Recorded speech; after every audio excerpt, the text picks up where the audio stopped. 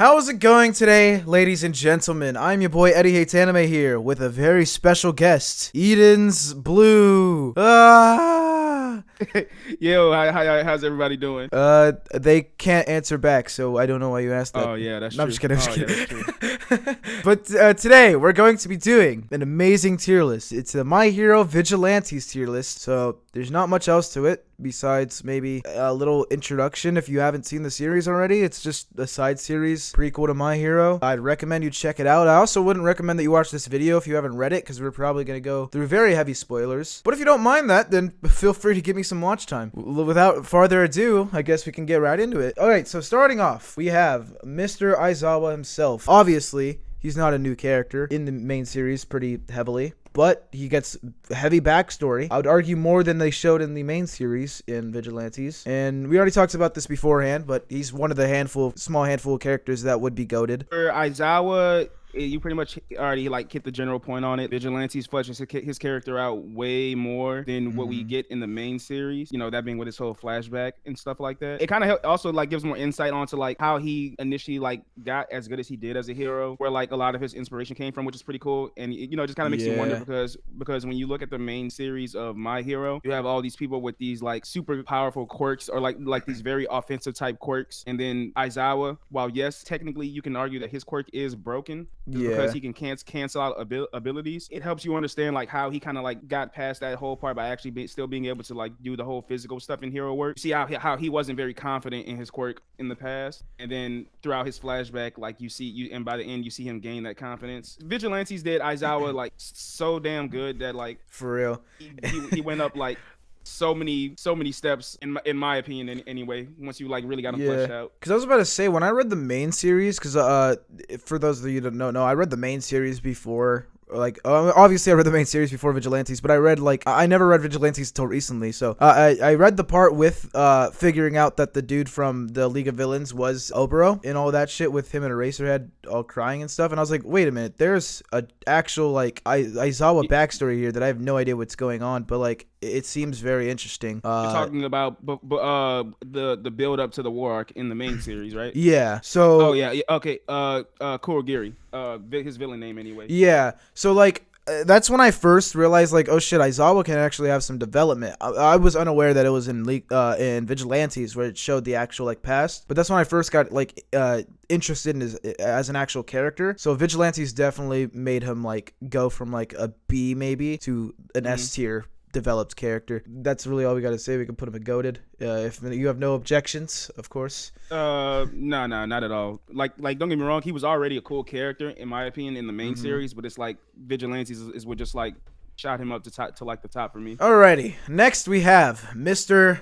All Might, the Fake himself, 2.0. Captain Celebrity. I didn't like him at first, if I'm being honest. I don't think anyone really did. But I really did actually genuinely like his character at the end of all that stuff. He grew from someone that just came to Japan just to get away from lawsuits and shit. So someone that genuinely I feel like he even though he was obviously a hero before, he didn't learn what being a hero really was until that big thing. You know, the fight where the fucking tower came down and shit at his farewell party. I think that's when he really became a hero in my eyes. Oh no. The one I actually missed one. Remember when he saved the younger girls? Yeah.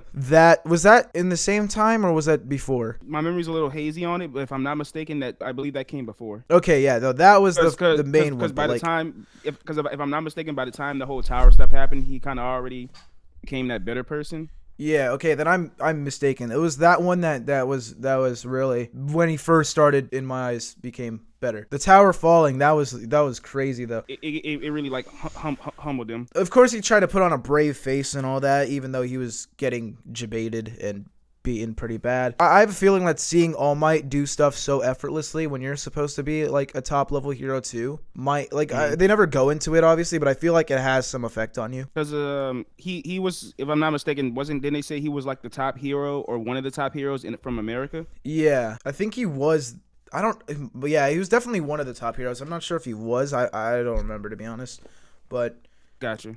All Might's just, as proven throughout the series many times, is just on a different level. Being any hero, trying to aim for that top spot, or thinking you're at the top spot, and then seeing what All Might can do, it's probably tough. I don't know where I was going with that, to be honest. I wouldn't say he was a bad character off his introduction in the early parts we got of him. I would probably say he was like, I think it was just because he was written for you to not really like enjoy him off his introduction and early on. But obviously, like, he got that big development, which I would at least say like put him in roughly around great. Like maybe I was gonna say he could actually be great. I would put him in great. I think the only thing reason why I don't have him in goated maybe is because like there was already some level of attachment to Aizawa. And Vigilantes just like shot him through the roof. Next we have, I don't remember his name, but he's Mr. Direction Dude. He's the guy that was teamed up with number 6 hero people, and then he pointed at him and was like, "The villain is you, Eren Yeager," and then he died. I actually don't know why I added him, but whatever.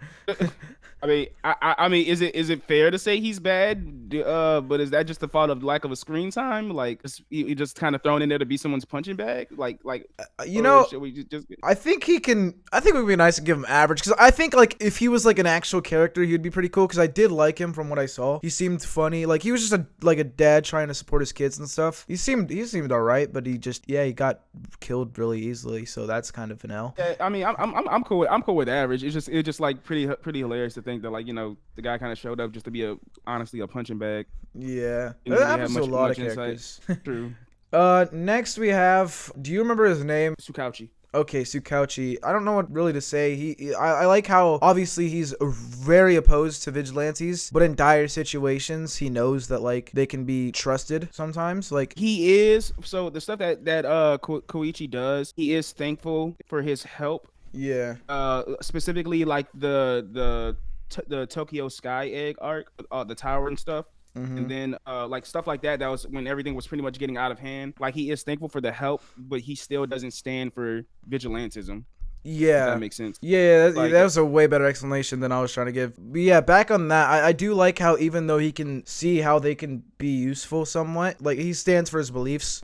He believes even if people don't agree with him. I don't mind having him in great. If you want, we can even put him in goated, because this is also another one where it's like we have tidbits of him in the main series. Obviously, we have more of Aizawa because he's one of the more main focuses in the main series. Tsukauchi makes his appearances here and there in the main storyline. This is just another one of those cases where we get so much more like fleshed out of the character here in Vigilantes. Yeah. So like I don't mind putting him at great, because like I put him in great too. Yeah, at least great.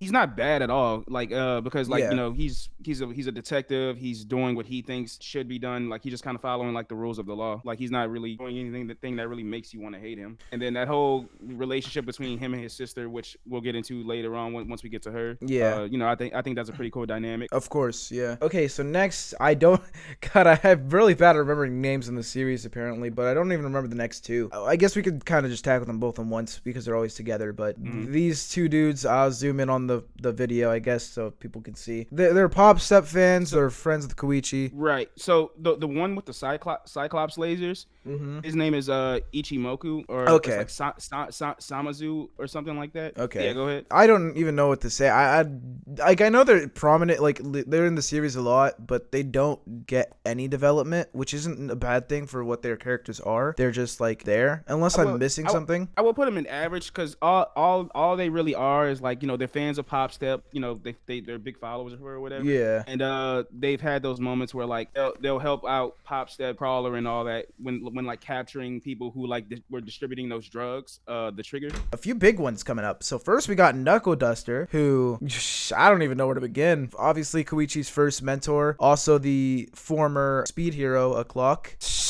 Gets a hell of a lot of development. Is there anything you want to add? Because I don't even know what to start on. So where based off where he started, I was like of the opinion, I was like, oh man, this guy's is kind of got a few screws loose in the head. He just out here. Oh yeah, for real. On some Batman stuff, running around beating dudes up, because like that's pretty much what he's supposed to like kind of be referenced to some degree at least. Beating up Batman. Some dude that just wants to feed his kids, so he's working for villains and just breaks their neck. And he's like rough with them. He's just like merciless mercilessly beating dudes. And at first, like early on, it just kind of seems like he's doing it. I don't want to say for the fun of it, but it just seems like there's more to it, and you're just kind of. I feel like he definitely enjoyed it. Oh yeah. It's like it kind of seemed like he was doing it because he like kind of enjoyed it, but then you learn like later down the line, like no, there is a real goal to all of this that he's trying to pursue, which I did love. And it's like he did come off in the start as like this very aggressive dude, but then like as you saw that relationship between him and Koichi develop, you're like, oh no, like this guy, like there's a lot more to him. You see like how much he ends up benefiting Koichi in the long run before his like random disappearance in the story. And then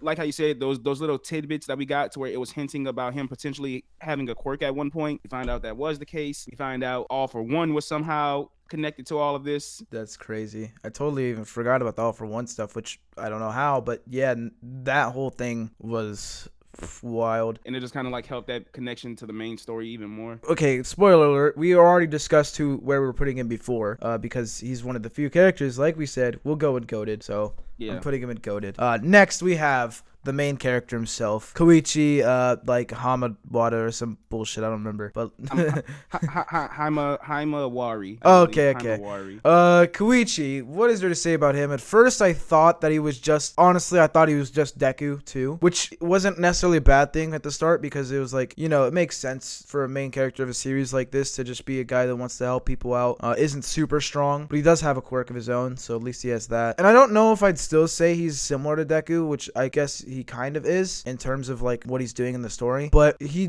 definitely, I don't know how to explain it, because I feel like he is different than Deku, but they're similar. They're both similar in the sense of like they want to help people. They just have very different ways of going about it. Like that is like true, they both have been, at least based on their upbringings. Like so in the case of Koichi, he's essentially what I believe Midoriya somewhat would have been if Midoriya never got the chance to really become a hero. Now Koichi already did have a quirk, whereas Deku didn't. But you kind of saw like at the start, Koichi's quirk is like pretty trash. At least that's what the story tries to tell you early on. And he missed the exam to save Pop Step. Right. Like he missed his opportunity. So like it's a bit strange, because so like Koichi was the guy who had the opportunity early on, thanks to him already having a quirk. He failed to get to the test, which resulted in him not getting it done.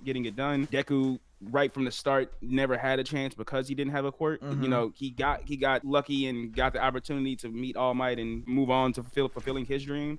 So like early on the story tries to imply that Koichi's quirk is pretty trash. The whole sliding across the ground at like bike level speed, and like the whole needing at least 3 appendages in order to move with the quirk. But then you see something that is also introduced into the main story at some point, and that's the whole, I don't know what the exact phrasing is, but it might be like quirk awakening, maybe. Yeah, at least like some sort of leveling up. Yeah, where the quirk like levels up and can do a little more, and it's a little more capable than what we originally thought, and where it could do more things, to where like Koichi goes from being just having sliding on the ground at bike level speeds to getting much faster. He can float now, which is pretty cool. Flying. Yeah, practically flying. Like he basically jumps all over the place, like on some Gran Torino stuff now. It's actually crazy how far he's come. Now that I'm really thinking about it, that's crazy. And if I'm not mistaken, like he even has like some kind of projectile attack now, where the story is currently at. He shoots out of his hands. Yeah. So like he's gotten these like really cool upgrades, and it's like we also saw that like this was actually like what we got a little bit background information thanks to his mom, who I think we'll be getting into. I think she's a character on this list. Yeah, she is. We saw that like his quirk was always potentially could have been more than what we knew, but it was kind of because of his mom that stopped all that and kind of like hindered his quirk's growth. So like he starts off as a guy who kind of is just, I want to say, is a bit in over his head with all this. Then he meets Knuckle Duster, for sure, and then like at that point when Knuckle Duster, like I said, just randomly disappeared. You see Koichi now kind of like doing this on his own for like over the next like 2 years or so. I like him. He's at least great. He's at least great for me. Well, 2 things. First, I was gonna say I'm so glad you're here, because if this was on my own, I would be freaking lost.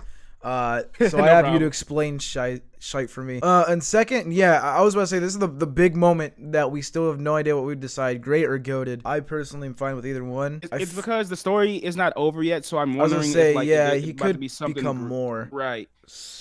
Yeah, I guess great works, and then room for He never goated. he never really started off as horrible. And Yeah. the level, at least in my eyes, the level of development that he's gotten has been it's not, I'm not gonna say it's been something like insignificant. Like there's been obvious major development for him. Yeah. I just don't know if I'm ready to say goated yet. I think the story is like slowly getting there.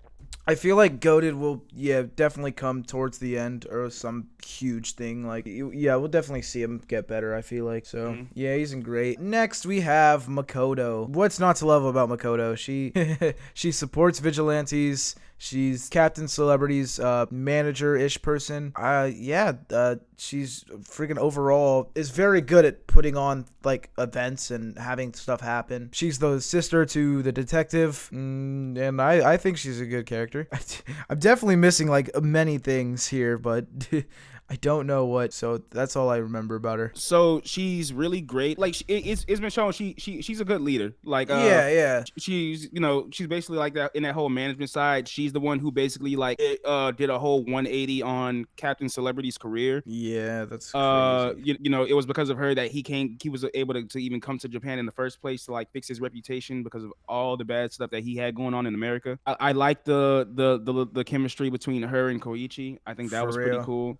The stuff between her and her brother, like the little contrast and how they view the whole vigilantes thing, you know, where she's kind of always like coming to Koichi's defense. Yeah. And while at the same time keeping his identity a secret, at least for the time and all that. Same with Pop Step. Like she's always the one to be shown to have their backs, and it's kind of like what kind of kept them at bay from Tsukauchi from really getting them for a while. You know, like of course her main thing, like not a hero, her main thing is like being a PR person. She, you know, helped out Pop Step a lot. Like she's a good person. Like she's like I would say she's at least good based off her introduction. But then like I'm trying to think, because like I don't know if it's fair to keep throwing everybody in great, but it's like it's because Vigilante is a story with like such a tight cast compared to the main series that like there are a lot more characters that stand out really well. Yeah, there's a lot more opportunities for development and screen time for a lot of them. We also know like she does have that like that whole thing with her and her brother, like the two contrasts. Like she can kind of like fights back against him a lot. Just on an ideology level, there are two sides of the same coin. You know, she questions like the rules that the brother always abides by. The brother did acknowledge in the story that she's always been like that, and like she's a person that kind of like doesn't follow through on a promise if it doesn't suit her interest. You know, she's like a smooth operator. Yeah. And you know that's just the whole dynamic between their personalities. One is like this law-abiding dude who always follows the rules, and the sister is not a criminal. She doesn't do anything illegal, but you know, if she in a more morally kind of aspect, like she'll just like follow what she thinks is the right thing to do. And she knows like how to walk the thin line without crossing over it. Like she knows where the limits are, but she still pushes them in her own way. But yeah, back to the thing. I think we can put her in great and then move her down later if we need to. Gotcha. So yeah. Okay, next I gotta check this real quick. Okay. Next we have Mew, who is the more sensitive of the sisters. She's the loud one. The angry, the one that Tsukauchi labeled as the angry one. Okay. So in the case of Miyu, I don't mind putting her in good at best. Like if this was just going off her at the start of the series, I probably would have thrown her in average or even bad. But just because of like the kind of person she started out as. Like not saying she was like this evil, malicious person, but like she wasn't really great. Like she wasn't a good person. Like, you know, the whole thing with her and Pop Step. Yeah, not wanting Pop Step to have like the limelight and stuff. Yeah, it's not just that. Just like, you know, she was a you know, it was even labeled. I think that she's a gossiper. She talked down about Pop Step a lot worse than even the nice twin. But you know, she gets better over time when she actually meets Pop Step and becomes like really good friends with her in the MC. See, now you're kind of making me question it, because like we could put both the sisters in the same, but she honestly gets Mew gets a lot more development than you, which isn't a like jab against you, but I feel like she shouldn't be in the same tier. So I don't know if I want to put her in average. That's the thing. Talk about Mew. You, because I was gonna put Mew in, like I think we could put her in good and then you in average, but it does feel like I'll put Mew in good. Feels like a bit of disservice to put her at average though, considering these guys, but Yeah, if you want, you could just put her right behind the sister in good. It just because yeah. it's because you like she's considered to be the more nicer one, so it's not that whole change of heart thing that Miyu has to go through. Like they're both like right off the jump, they're already shown to be like complete opposites of each other. Whereas like one is the more sensitive, very nice one to get along with. The other one's a bit more aggressive, kind of mean. Like even though you did, there were times where you kind of did go along with the sister's gossip. She just never got really as harsh with it. Yeah, and it was probably only because it's like, following the crowd type of thing. She didn't want to feel left out.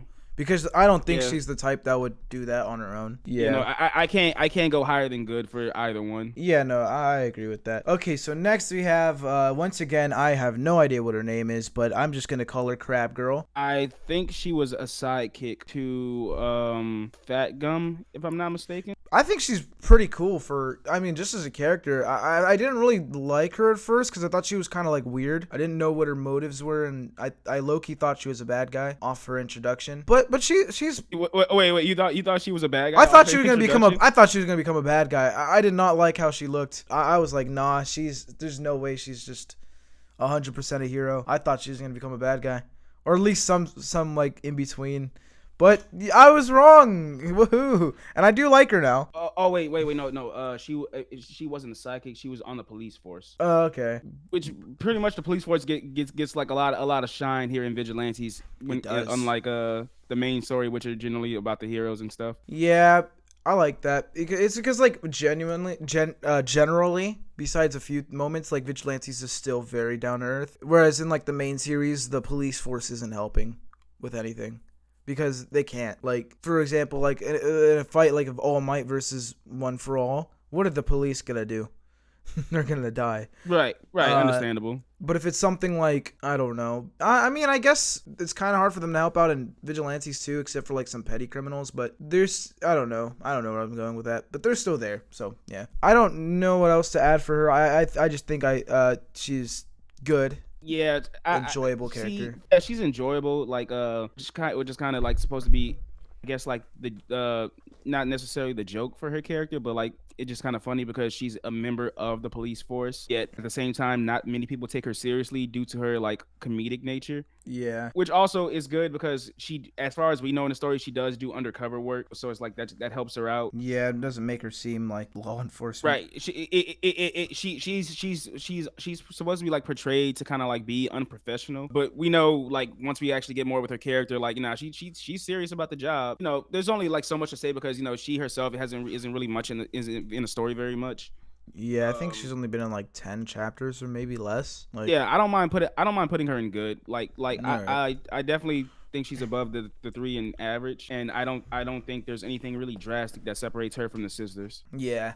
I think the only thing the sisters have going for them compared to her is screen time. No, yeah, I agree. Next we have Obro. I'm hoping I'm saying that right, but I could be wrong again. But there's a lot to unpack with him. Not necessarily a lot. I just say Shirakumo. Okay, yeah, Shirakumo. That's better. I take that back though. Not a lot to unpack, but there is a lot of things that stem from his character that not a lot of people really think about. Like all of like Aizawa's character nowadays stems from what happens with Obra or fucking Shirakumo. Is it?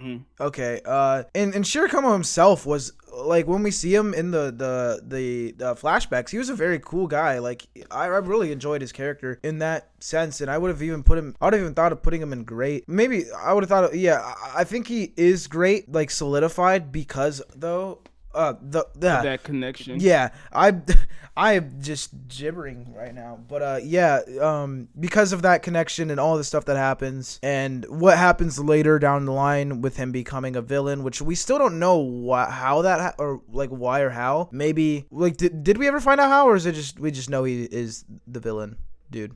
We know how it's due to All for One. So like I was about to say spoilers. We basically find out that of course, here in Vigilantes, Shirakumo during Aizawa's backstory did indeed die, and what happened was essentially All for One, through his connections, got a hold of Shirakumo's body, okay. and Kurogiri in the mainline story is essentially basically a Nomu. It's basically a Nomu, just kind of built different. He's basically a walking corpse. That corpse being Shirakumo's body. And what they said was how they figured out he was Shirakumo was because when they had Kurogiri captured, they were like, like not experimenting on him, but like doing like just checking him, and they found out his Kurogiri's quirk had strikingly similar, like a lot of similarities to Shirakumo, along with some little additions added, which kind of like changed up his quirk a little bit. But that's why they called in Aizawa and President Mike, because they were like, they were like, this is too close, and they pretty much came to the conclusion that this is him. Damn. But they need so they brought in Aizawa and President Mike to use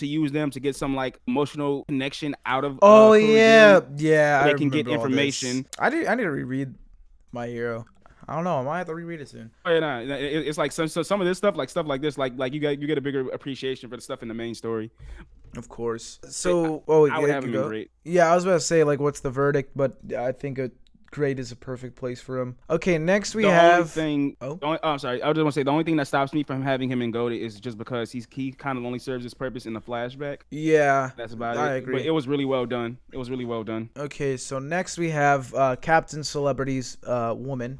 I mean, yeah, she's just another character that's kind of there. I mean, she obviously serves a purpose, but she's not gonna get any development anytime soon. So I'd put her in average or good, depending. I'd put her in good. I'd probably put her in good. Yeah, she's arguably better than everyone in good, arguably, even though she's not. That is fair. Have nowhere near as much screen time as the rest of them, but by far better than everyone in average. Yeah, especially with like Captain Celebrity and all that stuff. I do like her character a lot. Okay, so next we have I need to stop putting people in here without like writing down their names, but we have Big Villain Strongman that killed Shirakumo. Big Villain Strongman. Yeah, and he's automatic bad, and I don't think I'll get any objections there. Yeah. Okay, next we have someone that I have been waiting for to talk about for a long time, for two reasons. But we'll get to the second reason later. First, let's talk about her character, Popstep. I thought she was a pretty average side girl until she became a villain. Well, until it came closer to that, because I was like, okay, she's just an average tsundere side character that helps out, also likes the main character, but would never admit it. I do like, though, how she really started kind of freaking out about it when she saw him in Makoto, hanging out a lot and stuff, and that stuff when she kind of sneaked around. But when she became, like, I don't know what to call her as a villain, I'll just say as a villain, she...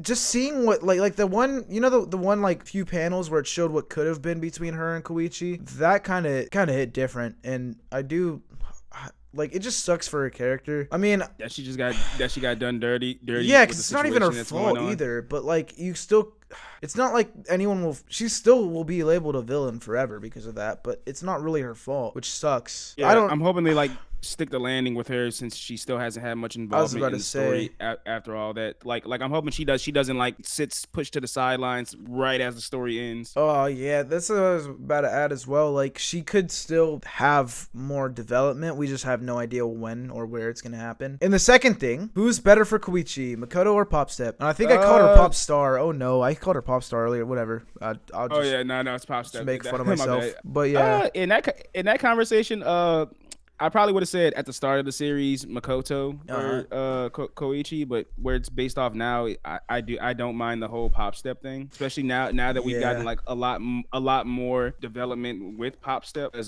for me, when Popstep got introduced, I was, not that I didn't like her, it was just kind of interesting. I was like, who is this chick just running around in public, just apparently singing songs? So then they have the whole team up between the three of them, Koichi, Knuckle Duster, and Popstep. Yeah. Popstep is pretty much regarded as the one with the brains of the group, seeing as how she's the more like, she acts with the most common sense compared to the other two. Yeah. So she's around for a while. It's just kind of interesting, like with her dynamic, and just like she's the one who arguably we know the least about, since we started learning more about Knuckle Duster and the whole thing with his daughter. But then once we got that development with Popstep, and like her whole little backstory, like how she was responsible for what happened with Koichi, the reason she's attached to him, and all of that. I forgot to mention that too. Yeah, like all of that, it like really raised her up in my eyes. I was like, oh wow, okay, so there is something to her. I am hoping that, like, I really didn't like the whole thing with her being a villain and all that, only because like that's when I really began to really like her character. So just seeing the way she got done, I was like, oh man.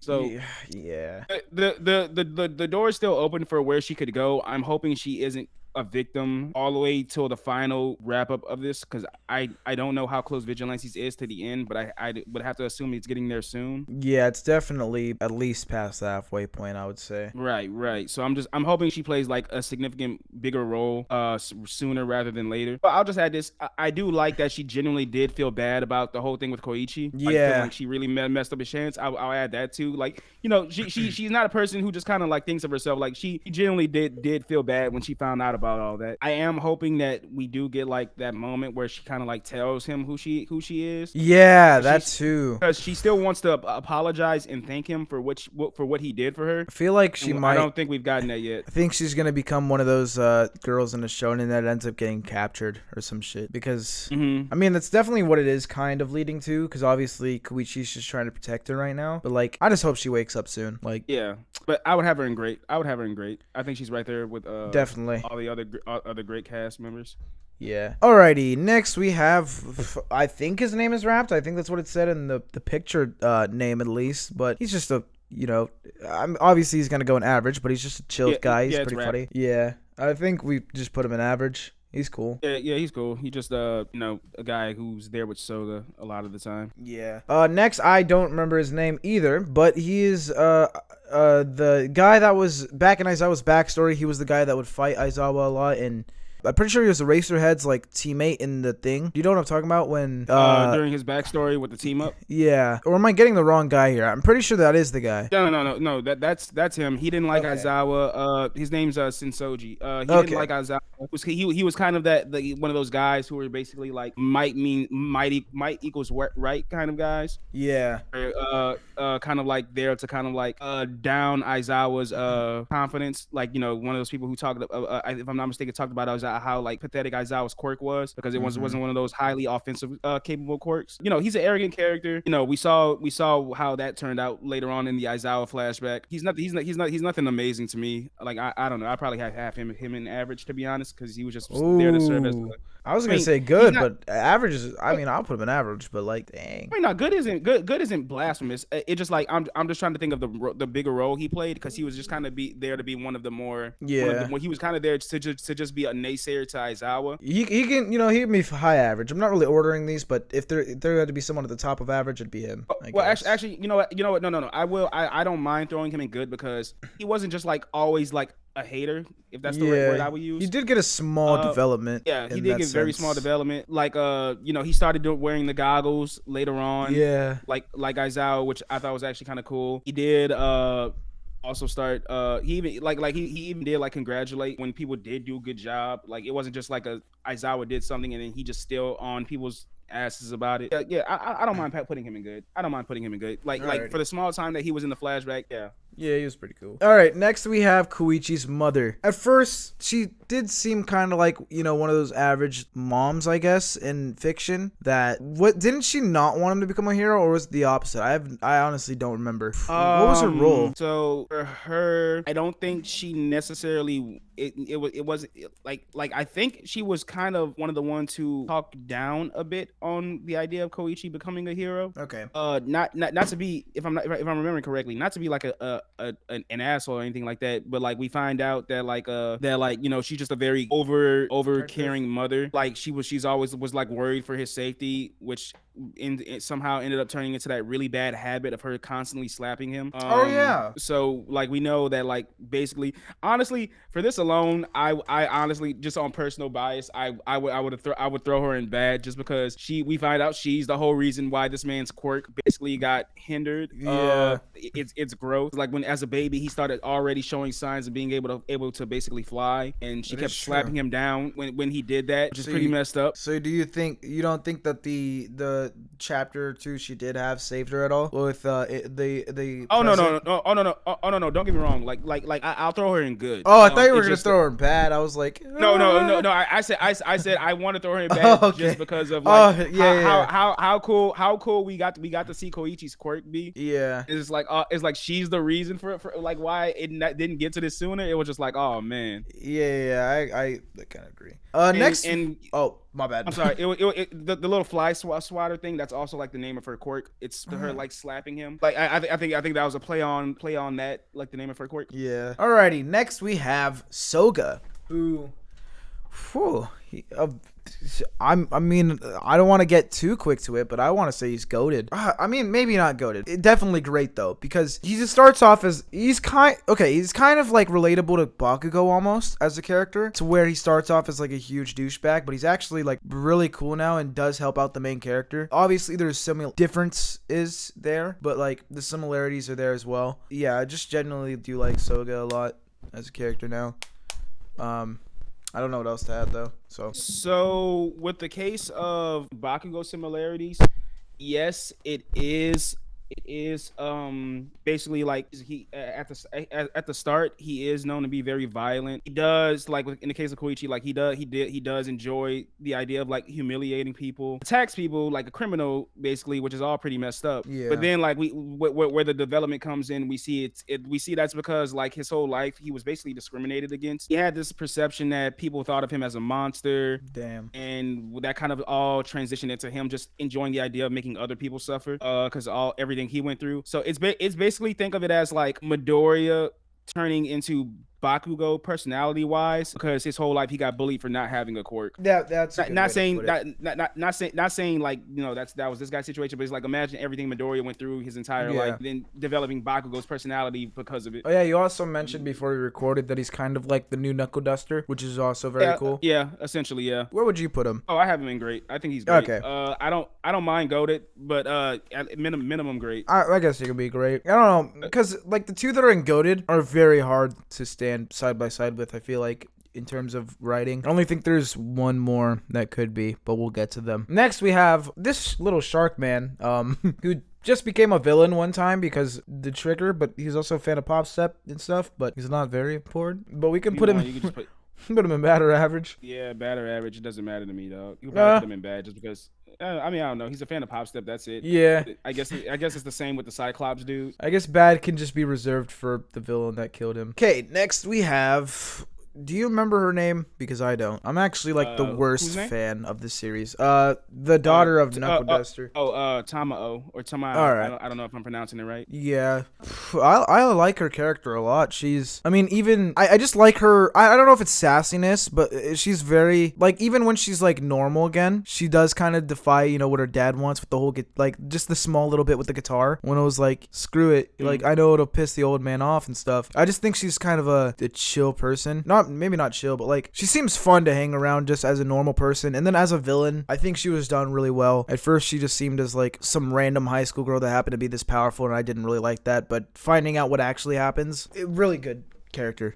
Yeah. So minimum good. I don't think I would go as far as to say goated, personally. Say either good or great. Yeah. Like either like the highest of good or like at the bottom of great, if you want to get like very specific. Yeah. So for her, it's like her whole story falls in line with that connection between her and Knuckle Duster, where you see like how she became a villain and how like that also aided in Knuckle Duster's entire story, because we find out that, like, you know, like I said earlier with Knuckle Duster, it seemed like he was just this guy running around beating up dudes for fun. I forgot to add, fun fact, I don't know if you caught it or not, but Knuckle Duster is the reason Stain doesn't have a nose. Oh crap, I forgot to add Stain to this. Oh no! I was gonna add him, like Stendhal or something, right? Yeah. No. Yeah, Stendhal. Yeah. Crap. Yeah. I didn't really catch that was the reason, but I know he's in the series now. I remember. Oh yeah, man. So real quick side note, in the Stain arc, you remember when his mask fell off and you saw he didn't have a nose? Yeah. So in Vigilantes, when Knuckle Duster fights Stendhal and he like punches him in the face and cracks his mask, what Knuckle Duster did was he broke Stain's nose, and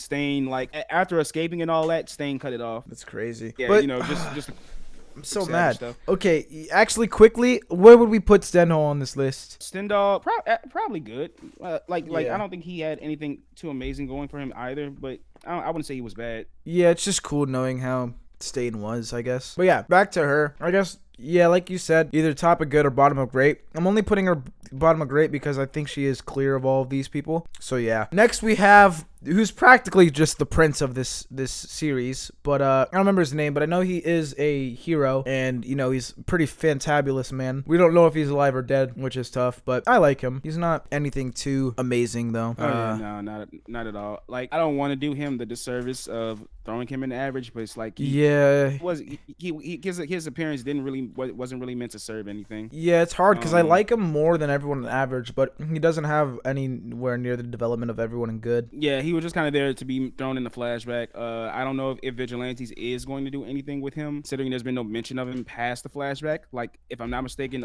his status, whether on being alive or dead, is also unknown. Yeah. Like, the only cool thing I would say about him is that his design is based off Prince. Yeah, it was really cool. I guess we could just throw him at top of average then. The only ones that honestly are ordered here are like the top or bottom of stuff. Well, if you're watching this, you'll know. You'll know the truth. Okay, next is they cut him off, which is, I feel bad, but whatever. It's number 6, who I was gonna say is arguably the other goated character, but it also just depends on like if you like his story or not. I think he's a very good villain though, and you know his whole connection to what's his name, Knuckle Duster's hero name. Yeah, O'Clock. Okay, O'Clock. I didn't want to mess it up again. I probably did mess it up sometime in here. No. You said it earlier. You had it right. Okay, because I almost said Speed right now, and I was like, that definitely doesn't sound right. No. But yeah, no. Like I was saying, I just think he is goated. Just knowing his whole story and stuff, and that connection, and then like his fight with Koichi also, I really enjoyed that. I don't remember too many specifics, but I do know that he's one of my more favorite characters in the series. He started off as being like Pop Step's manager. Like coming off as like this really nice guy. Oh yeah, I remember that stuff. That was crazy. And then he just he was the one that pushed her in the thing, right? Yeah, he was. He's pretty much responsible. Yeah, he's the one that turned Pop Step into what she became like later down the line in the story. That was all him. Okay, just for that. No, I'm kidding. Oh no, but we'll move. No, you got it. No, you got it right. No, I can't put him in bad. Right. I can't put him in bad. I mean, as a person, he's in bad, but as a character, I'm just talking mess because of the whole Pop Step stuff. Yeah. I don't know. What would you put him? So as a villain, he serves his role very well. You know, not saying every villain, and I don't think every villain needs to have some kind of like fleshed out whole thing. Like if they serve the role of being an antagonist well, then you know that's good enough because you know they're the antagonist. Like they don't always need like this deep thing that gives them a reason as to what they do, why they do it. You know, if they serve the role of villain well, then you know that's that.